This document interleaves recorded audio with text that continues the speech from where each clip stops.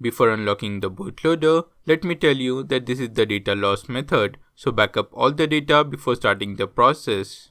Now go to Settings, click on Sync and tap on Sync Now. This helps to bind the Me account with your smartphone. Now go to About Phone, tap on MIUI version for 7 times.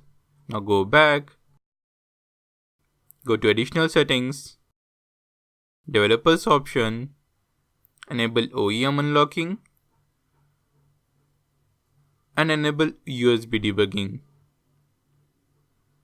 Once you do that, power off your phone. Once the phone is completely turned off, press the volume down button and the power button simultaneously for few seconds. This will take your phone into the Fastboot mode. Now connect it to the computer. On your computer, you need to download the Mi Unlock tool and the Mi USB drivers. Open the Mi Unlock tool and log in with the same user ID that you have on the smartphone. Now click on Unlock. It will give you a warning, just click on Unlock anyway. So in this way you can unlock the bootloader of the Poco F1. Soon I shall make a video on how to install the TWRP. Till then, stay subscribed and I will catch you guys in the next one.